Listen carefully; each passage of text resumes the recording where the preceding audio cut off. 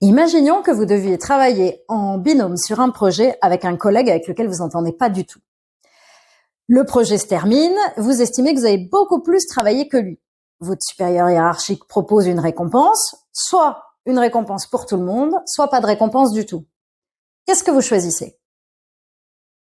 Si vous avez choisi que personne n'ait de récompense, sachez que c'est une attitude qui est assez courante et qui a été largement étudiée dans les sciences sociales du comportement en entreprise.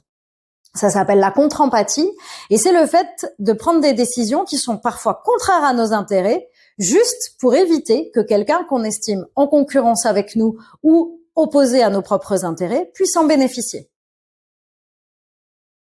Alors, qu'est-ce que ça traduit en termes de management? Quand on voit un collaborateur qui préfère renoncer à un gain plutôt qu'un autre collègue en bénéficie, c'est généralement qu'il est en train d'essayer de compenser un sentiment d'iniquité ou d'injustice.